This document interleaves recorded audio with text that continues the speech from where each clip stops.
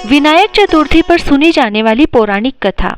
एक बार भगवान शिव तथा माता पार्वती नर्मदा नदी के किनारे बैठे थे। वहां माता पार्वती ने भगवान शिव से समय व्यतीत करने के लिए चौपड़ खेलने को कहा। शिव चौपड़ खेलने के लिए तैयार हो गए, परंतु इस खेल में हार जीत का फैसला कौन करेगा, यह प्रश्न उनके समक्ष उठा तो भगवान शिव ने कुछ दिन के एकत्रित कर उसका एक पुतला बनाकर उसकी प्राण प्रतिष्ठा कर दी और पुतले से कहा, बेटा हम चौपड़ खेलना चाहते हैं, परंतु हमारी हार जीत का फैसला करने वाला कोई नहीं है, इसीलिए तुम बताना कि हम दोनों में से कौन हारा और कौन जीता। उसके बाद भगवान शिव और माता पार्वती का चौपड़ खेल शुरू हो गया। यह खेल 3 बार खेला गया और संयोग से तीनों बार माता पार्वती ही जीत गई।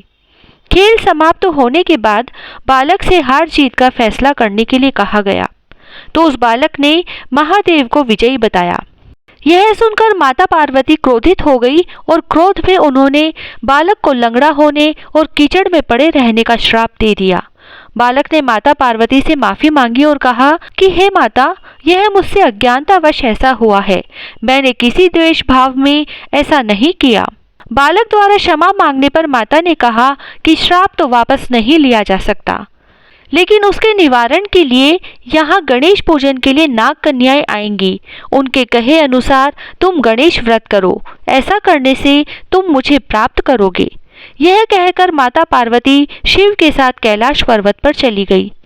1 वर्ष के बाद उस स्थान पर नाग कन्याएं आई। तब नाग कन्याओं से श्री गणेश के व्रत की विधि मालूम करने पर उस बालक ने 21 दिन लगातार गणेश जी का व्रत किया और उसकी श्रद्धा से गणेश जी प्रसन्न हुए। उन्होंने बालक को मनोवांछित फल मांगने के लिए कहा।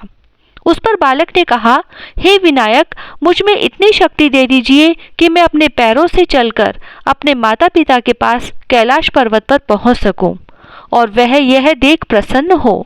तब बालक को वरदान देकर श्री गणेश अंतर्ध्यान हो गए। इसके बाद वह बालक कैलाश पर्वत पर पहुंच गया और कैलाश पर्वत पर पहुंचने की अपनी कथा उसने भगवान शिव को सुनाई।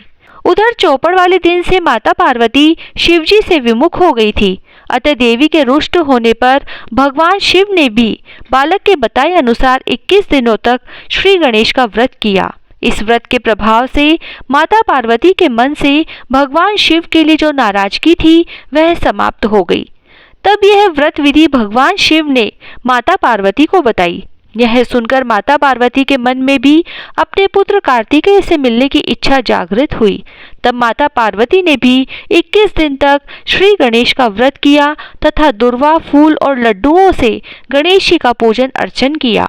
व्रत के 21वें दिन कार्तिकेय स्वयं माता पार्वती जी से आ मिले। उस दिन से श्री गणेश चतुर्थी का यह व्रत समस्त मनोकामनाओं की पूर्ति करने वाला व्रत माना जाता है। इस व्रत को करने से मनुष्य के सारे कष्ट दूर होकर मनुष्य को समस्त सुख सुविधाएं प्राप्त होती है। जय श्री राधे। इसके अलावा विनायक चतुर्थी पर एक और पौराणिक कथा सुनी जाती है, वह भी इस वीडियो में हम आपके लिए लेकर आए हैं। विनायक चतुर्थी की पौराणिक कथा के अनुसार एक बार माता पार्वती के मन में एक ख्याल आता है कि उनका कोई पुत्र नहीं है। ऐसे में वो अपने मन से एक बालक की मूर्ति बनाकर उसमें जीवन डाल देती है। इसके बाद वे कंदरा में स्थित कुंड में स्नान करने के लिए चली जाती है और जाने से पहले माता अपने पुत्र को आदेश देती है कि किसी भी परिस्थिति में किसी भी व्यक्ति को कंदरा में प्रवेश नहीं करने देना। बालक अपनी माता के आदेश का पालन करने के लिए कंदरा के द्वार पर पहरा देने लगता है और कुछ समय बीत जाने के पश्चात भगवान शिव वहां पहुंचते हैं। भगवान शिव जैसे ही कंदरा के अंदर जाने लगते हैं तो वह बालक उन्हें रोक देता है।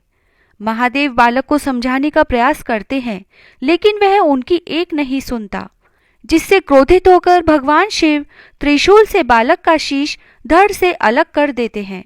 इस अनिष्टकारी घटना का आभास जब माता पार्वती को हुआ तो वह स्नान करके कंदरा से बाहर आती है और देखती है कि उनका पुत्र धरती पर प्राणविहीन पड़ा है और उसका शीश उसके धड़ से अलग कटा हुआ है। यह दृश्य देखकर माता क्रोधित होती है, जिसे देखकर सभी देवी देवता भयभीत हो जाते हैं। तब भगवान शिव अपने गणों को आदेश देते हैं कि ऐसे बालक का सिर ले आओ जिसकी माता की पीठ उसके बालक की ओर हो। शिवगण एक हथिनी के बालक का शीश लेकर आते हैं। भगवान शिव गज के शीश को बालक के धड़ से जोड़कर उसे जीवित कर देते हैं। इसके बाद माता पार्वती शिवजी से कहती है कि यह शीश गज का है, जिसके कारण सब मेरे पुत्र का उपहास करेंगे। तब भगवान शिव बालक को वरदान देते हैं कि आज से संसार इन्हें गणपति के नाम से जानेगा। इसके साथ ही सभी देव भी उन्हें वरदान देते हैं कि आज से वे प्रथम पूज्य है, यानी कि किसी भी मांगलिक कार्य करने से पहले भगवान गणेश की पूजा करना अनिवार्य होगा। यदि कोई ऐसा नहीं करता है तो उसको उसके अनुष्ठान का फल नहीं मिलेगा। श्री गणेशाय नमः।